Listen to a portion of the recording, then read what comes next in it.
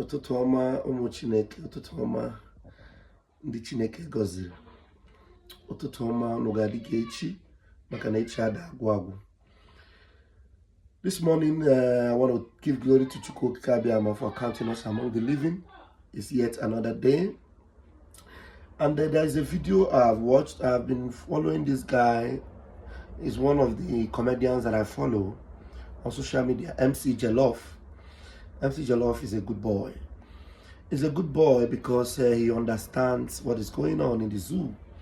And he understands very, very well what's going on in Africa.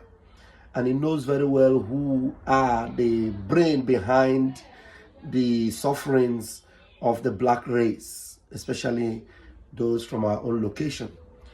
And you need to listen to him now. And why I love him is that every time he always comes up to remind the people that he understands, you know, the ordeal our leader Mazi Nnamdi Kanu is going through. And he understands very well that Britain is the brain behind it. You know, Britain is the brain behind what the Zoological Republic is going through and what Mazi Nnamdi Kanu is actually going through. You need to watch this particular video and share it and let it go viral. And MC, I want to appreciate you for what you're doing, but only that I'm still waiting for the day you will embrace fully, you know, the Biafran Republic government in exile, the day you will appreciate the work our Prime Minister, Mazi Simon Ekpa, is doing. I know some of you in that location may not openly admit, you know, or identify yourself with the government because they will go after you as they are going after so many of you. Will understand. We understand very well. But the fact that you are speaking up, you are speaking out, you are awakened and your eyes are open, it gives some of us joy to know that there are still some that ozubu eburu opi inso. You understand? And so I thank you, Jellof, MC Jellof, and I appreciate you. You know, there are so many other Igbo guys that are doing wonderfully well. This other guy that we all know, Speedy Darlington Mama, Speedy Darlington, is also a fantastic guy. Speedy is a fantastic guy. You know, he says it the way it is. You know, even though he has not officially identified with Biafran government, but he speaks as a lone ranger. He speaks as a lone ranger and he speaks it verbatim the way it is. My name is Rafael Chamaka Jere, aka Pastor Van Van Van. Please watch this video I'm attaching, share this, and let it go viral. Have a wonderful day. I will be back with so many more. I am going to, you know, deal with one idiot in Germany that calls himself Okenna, the one you call Biafra child. I will deal with him this week, beginning from today. But watch this video I'm attaching and share. A wonderful Saturday to you. You see, I have been wondering, why is it that the world powers are keeping quiet with all the atrocities that are going on in Nigeria? I am sure you must have wondered too. Yes. For instance, the shooting at Lekki should have been a crime against humanity. We have seen a UK citizen who is in continuous detention in Nigeria, despite being granted bail by a court of competent jurisdiction, and there is no form of UK diplomatic intervention. So what happened? We have seen the continuous criminalization and bastardization of the electoral system in Nigeria. Hell. I can go on and on and on. And I am not somebody that allows things to slide easily. I always find answers to my confusion.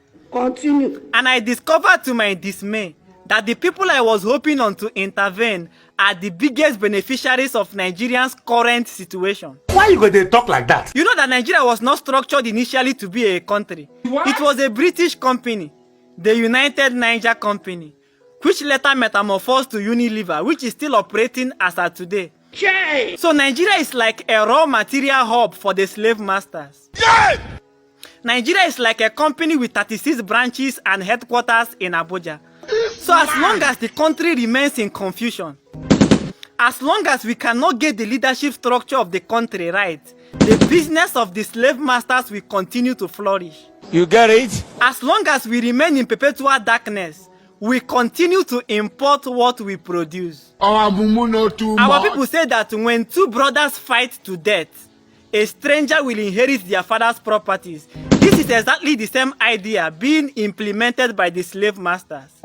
Keep them in confusion and let's continue with the exploitation. Jesus Christ. If you think these people mean well for you, ask yourself, all the stolen funds by our leaders, where are these monies kept? US dollar. They accept these monies knowing that they are stolen monies, put it in their own economies, develop their own countries. Tomorrow our leaders will still run back to them asking for loans. They will give us back our money. And at the end of the day, we are owing the people that should be owing us. That is not corruption. One of the biggest problems of Nigeria is bad parenting. The Bible says train up a child in the way he should go. Nigeria was not well trained and structured from the beginning because the Nigerian parents were not good parents. This politics of hate, this do-or-die politics of ethnic profiling that we are practicing today was instituted by the colonial masters. Really? They adopted a workable leadership plan for their own country and sold to us a counterfeit democracy. I'm not saying you should quote me. Go and do your research. No wonder they don't teach us history in school. The only history they teach us is in 19 Burukebu, Mongo Park discovered River Niger. Mary Celeste stopped the killing of twins. They don't teach us where we started from and how we got here.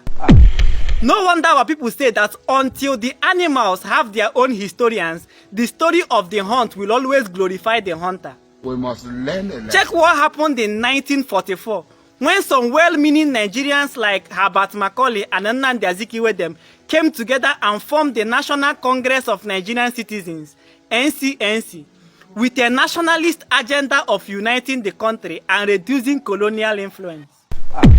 The slave masters now, they were threatened that their colonial interest and their business interest in Nigeria will reduce. Check how they brought back the divide and rule tactics they came with at the beginning. How they mobilized some people in the north and formed the Northern People's Congress, NPC. How they went to the south and the Oduduwa Congress then was found. How NCNC was now domiciled in the east. You don't know. After this tactical division, the same way we have obedient movement now, championed by Peter Obi, was the same way they had the Zikist movement then, championed by Nnamdi Azikiwe. Check how they managed to convince Nnamdi Azikiwe to disown the Zikist movement. For what? Why? Now check how the 1960 elections was manipulated to favor the MPC. God have mercy Then you will upon us. understand where this culture of rigging and so on started from. There's no two ways about it. So we have lost yesterday, we have lost today, and there is every chance that we may lose tomorrow, but God forbid. Holy Ghost. But to avoid losing tomorrow, we must come together. It is difficult. I don't know how we are going to do it, but we must agree to come together. All the political allies must go and re-educate and resensitize their people. This politics of domination must be replaced by politics of cooperation. This politics of ethnic and regional interests must be replaced by politics of national interest. This politics of nepotism must be replaced by politics of competence and character. But if we cannot do it, then this country, let us all of us go and start afresh. There's no two ways about it.